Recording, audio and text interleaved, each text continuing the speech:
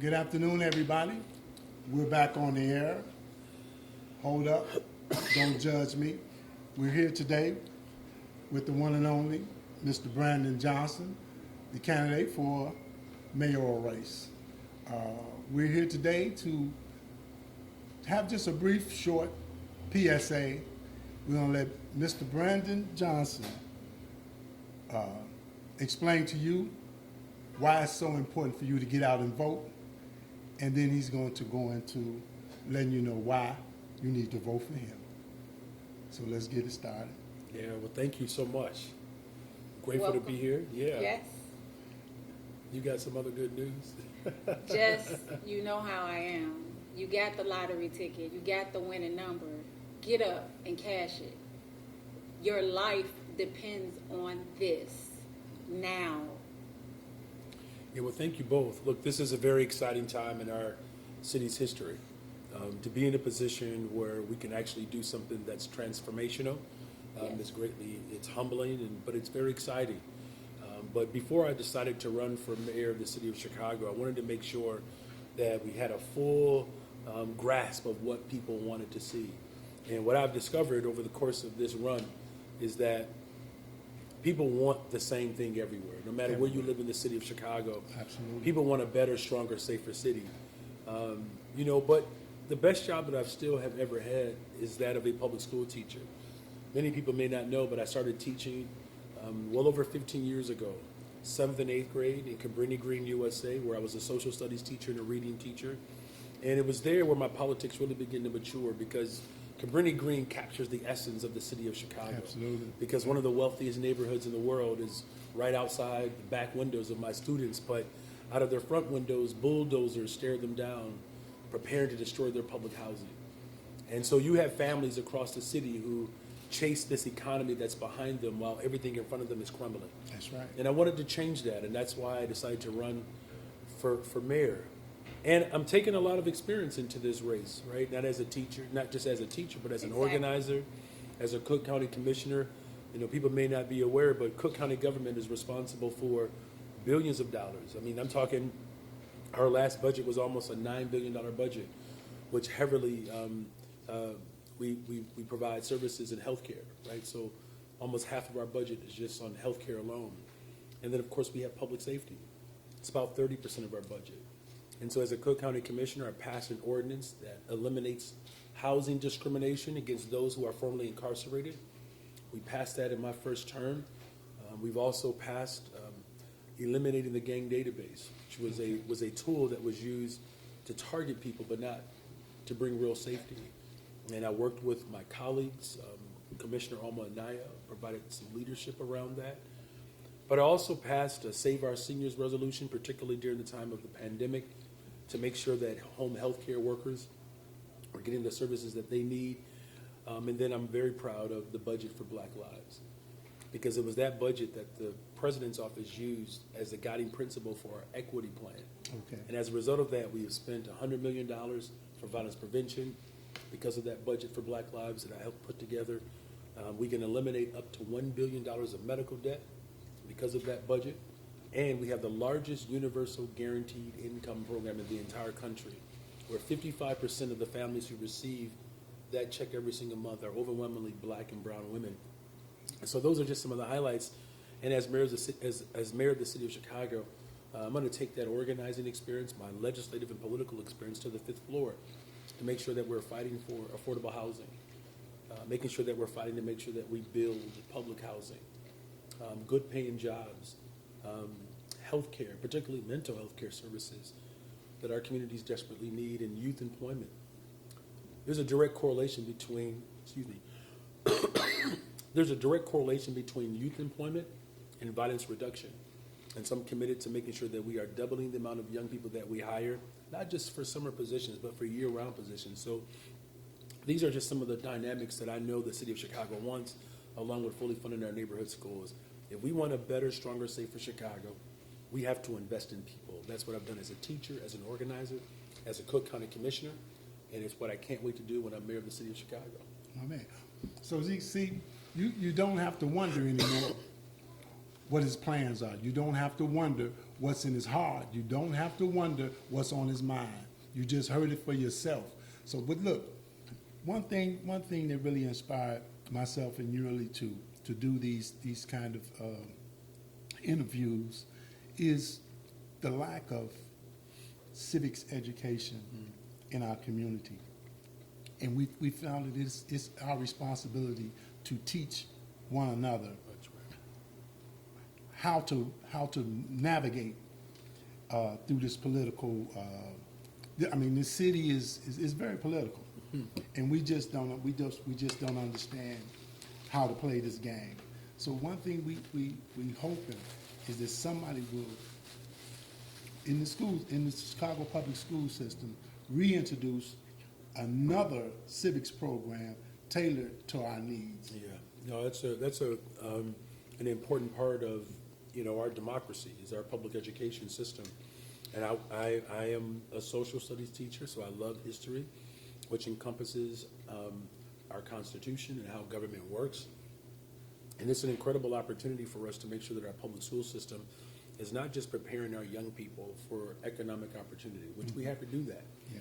But we actually have to continue to prepare them to be civically engaged, right? Civically engaged. Our political power is still very substantial. In fact, our political power will determine the next mayor of the city of Chicago. Absolutely. And so this is why I'm encouraging, and just like you, both are encouraging our people to get out and vote, exercise our power. And when they vote, I'm grateful to receive that vote. But I want to make sure that people understand what they're getting when they vote for me. When you vote for me, you're voting for fully funded neighborhood schools. You're voting for safe communities. You're voting to make sure that our young people have employment, because I'm going to make sure that happens. You're voting to make sure that we have reliable transportation, that we're building affordable housing units and public housing for our seniors. You're voting for someone who's not going to raise your property taxes, right? You're voting for someone who's committed to making sure that we are solving violent crime in the city of Chicago. Look, my wife and I, we're grateful to be hanging out with people all over the city of Chicago. We live on the west side. We live in Austin. It's a beautiful neighborhood. In fact, I believe it's the largest concentration of black folks anywhere in the city. I believe it's one of the highest concentration of black families in the country. And as beautiful as it is a violent neighborhood. Right? Yeah. There are homicides that happen all too regularly. And so I have tremendous incentive to make sure that our families are safe. My wife and I are raising 3 children. They're 8, 10, and 15. And what we want for our family, we want that for every single family around the city. And so I'm going to stop at nothing to make sure that we have good schools, reliable transportation, good paying jobs, access to health care. I mean, these are the basic needs that people have and need. I'm going to work hard every single day with the people of Chicago to ensure a better, stronger, safer Chicago actually comes into fruition. That's great. So listen, Group 39 family, the Group 39 family that we need this message to get out to is about 11,000 strong. And what it really encompasses is the past and the present Chicago housing residents From all over the city. from all over the city, because initially there were 28 developments. And what we've managed to do with the Group 39 family is to keep us all together and keep us connected. And so we're out here and we're listening, and we like what we hear. And listen, Absolutely. Thank you so much for your work and your organizing. Look, I was raised in a very large family. I was raised to make sure that we are taking care of one another. My aunt and uncle raised my cousins in Cabrini Green. My aunt was a teacher's assistant. 2 of my cousins became public school teachers. One is a school counselor. One eventually became an assistant principal. So we have a deep legacy throughout the region. And I'm so grateful that you all are continuing to organize and keep our people together and strong. Absolutely. So I'm encouraging people to get out there and vote. April 4th, you can vote early, of course, but April 4th is, I believe, a miraculous day because it's the day that we will commemorate the life and legacy of Reverend Martin Luther King Jr., who has a street named after him on the south side. But he and Coretta, they lived on the west side. Right. All right, so we share that as residents of the city of Chicago, and he came here fighting for housing and health care and good paying jobs. And he said, if we can do it in Chicago, we can do it anywhere in the world. So I believe it's just a prophetic call for our people to respond to what our ancestors dreamed of, that we can actually see the fulfillment of that take place on April 4th. So thank you all for your work and your support. And Thank for you. lunch. This is great. Thank you. But let me ask one last question before we get out of here, and we truly appreciate you Absolutely.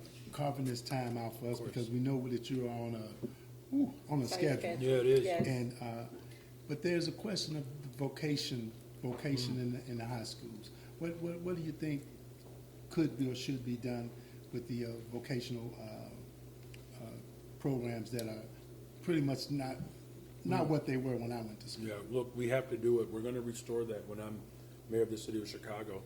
We have to close the gap between graduation and job opportunities. Okay. We know right now there are at least 55,000 vacancies in manufacturing jobs alone, with the average salary of about $80,000 a year.